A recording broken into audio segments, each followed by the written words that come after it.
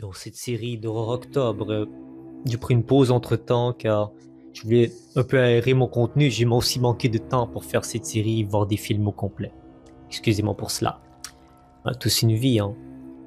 Donc sans plus tarder, plongeons littéralement directement dans le film qu'on va aborder aujourd'hui.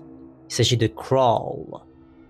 Un film qui a été réalisé en 2019, qui est un film d'animaux marins, de créatures des marécages, dont des crocodiles et des alligators. Plutôt des alligators, devrais-je dire. Donc c'est un film différent de ce que j'ai proposé. Jusqu'à présent, j'essaie d'aller dans différents univers. Et là, on va commencer par le premier critère. Est-ce que ce film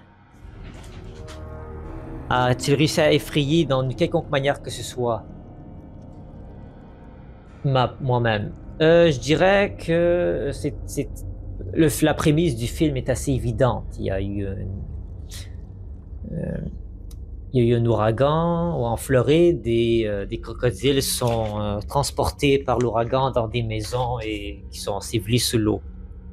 Il y a une jeune fille qui veut chercher son père qui a l'air d'être coincé, qui donne pas de nouvelles et qui veut aller chercher là-bas.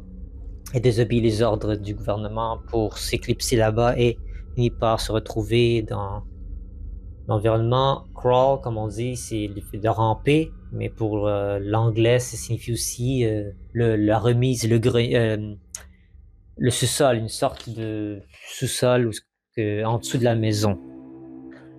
Donc elle se retrouve là-bas, dans la marée qui monte et les crocodiles, alligators, plutôt devrais-je dire, excusez-moi, qui la hantent et qui la pourchassent, d'une certaine façon.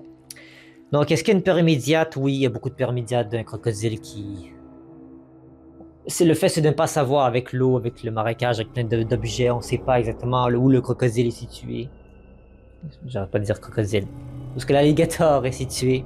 Et des fois, ça des faux jumpscares, comme on dit, des faux moments où on pense que le crocodile est là. Et il n'est pas là. Parce que l'alligator, le fait de dire la phrase d'alligator, c'est plus long. Donc, c'est pour ça que je dis crocodile. Une peur progressive, évidemment, ça bâtit une progression dans l'angoisse que les protagonistes ou les gens peuvent avoir et on ne sait pas vraiment qui va s'en sortir parmi les personnages qu'on introduit. Et il y en a qui finissent par pas faire long feu et d'autres, oui. Peur opportuniste. Je dirais qu'il y a un élément dans l'histoire dont un autre animal qui est mis en place pour nous jouer avec nos nerfs et avec nos émotions. Si cet animal venait à se faire bouffer par l'alligator, ça serait dommage. Donc à cette opportunité-là, je dirais plus que qui se base pour nous faire peur. Peur qui te suit tout pendant après le film, non. Non, c'est un film qui qui va me faire peur même après l'avoir terminé, qui va me hanter dans ma tête, c'est pas vrai. Peur de sagesse. Pas vraiment. Plutôt dire faire attention quand il y a des ouragans, des séismes ou des cyclones. Suivez ce que le gouvernement vous dit. Éclipsez-vous très loin de vos maisons. Abandonnez tout. De toute façon, les assurances, si vous en avez, vous pourrez payer pour ça. Les gens qui sont confrontés régulièrement à des catastrophes naturelles comme telles savent quoi faire. Donc, ne vous mettez pas volontairement en danger parce que c'est une possibilité que vous pourrez vous retrouver face à face avec ces prédateurs reptiliens. Il faut pas l'oublier que ces reptiles, soit-il, même si c'est un film d'horreur, ils ont survécu aux dinosaures à l'ère de l'extinction de ceux-ci. Il y avait des iguanes, des serpents et des crocodiles alligators qui étaient logiquement présents au temps des dinosaures et qui ont survécu jusqu'aujourd'hui. Donc vous n'allez pas impressionner qui que ce soit en essayant d'aller à tâtons vers ceux-ci qui pourraient vous bouffer couteau cru. C'est vraiment des types d'animaux qui ont plusieurs façons de vous tuer et c'est pas du tout agréable. Et c'est pas comme vous le pensez. Mais bon, on n'est pas ici dans un cours de biologie ou dans un cours de... On n'est pas dans un cours, mais on est dans une vidéo de cinématographie. Donc, deuxième critère. L'histoire se tenait-elle? Il y a une crédibilité et cohérence. Certaines choses dans ce film sont un peu dures à comprendre avec Les décisions que certains personnages prennent, la manière dont ça a été filmé aussi, des fois, c'est très cliché, la manière dont ça a été fait.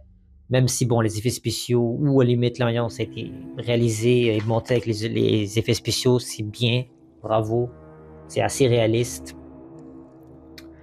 Donc, une crédibilité avec, tu vois, des fois, il peut y avoir une crédibilité avec les effets spéciaux, hein. Je veux dire, ça pourrait vraiment se produire, on dirait presque des vrais. Je présume que c'est des faux, hein. Il y a peut-être une partie qui sont des vrais, mais qui ont modelé après. J'ai pas fait mes recherches pour savoir si c'est 100% des faux ou si c'est une partie vraie et faux, parce que des fois, on peut pas tout réaliser les effets avec des vrais, et c'est très dangereux. Pour ça, je mets sur le deuxième critère 1 sur 2. Je pense que c'est juste. Le premier critère du film a été réussi à effrayer, je lui mets 1 sur 2 aussi, parce qu'il y a une moitié des critères que ça marche, d'autres plus ou moins. Troisième critère, un aspect du film ressortit-il plus qu'un autre, ou était-il dans l'ensemble une chef-d'œuvre? Ben, les effets spéciaux. Ici, des fois, je parlais de certains autres films dans le passé, comme des costumes, ou l'histoire, ou les personnages, l'ambiance. Ici, c'est plus les effets spéciaux.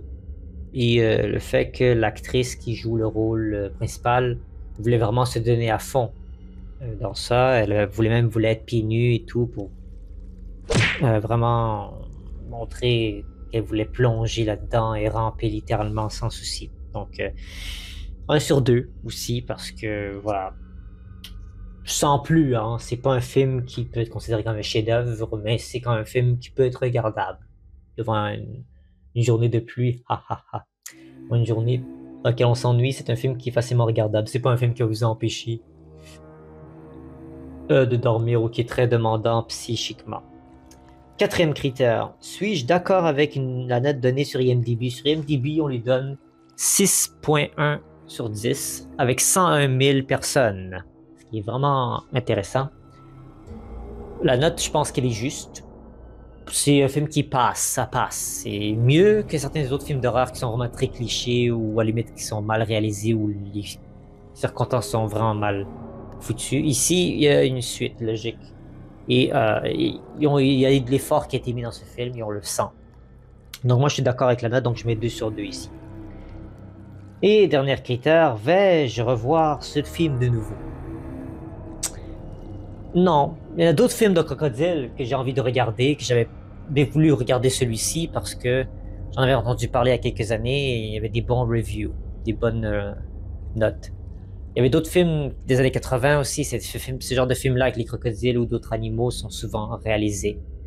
Et je préfère regarder ceux-ci, les découvrir eux, plutôt que de revoir celui-ci, même si à moins que j'ai un ami ou une amie qui est très fan de ce style d'animaux ou marécages, je peux voir tous les styles de films de ça, évidemment, je vais le montrer. Donc, je mettrai ici un 1 sur 2 pour cet aspect-là. Donc, au total, on a 1, 2, 3, 4, 5, 6. Exactement. On obtient 6 sur 10 comme note finale de ce film, qui est à peu près la même que celle qui est donnée sur IMDb. Donc, on était vraiment à côte, donc on pouvait littéralement mettre un point de plus sur IMDb et faire 7 sur 10. Mais bon, je le ferai pas. Donc 6 sur 10 pour Crawl. Je vous conseille de le voir ce film, vous allez vous régaler, c'est le bon terme. Et on se dit à très bientôt, ce sera la seule vidéo aujourd'hui. Je vais en faire plusieurs autres dans les journées à venir, donc restez à l'affût pour rattraper le retard que j'ai envers vous. Et n'hésitez pas si vous avez des suggestions de films dans les commentaires. Donc on se dit à très bientôt. Au revoir.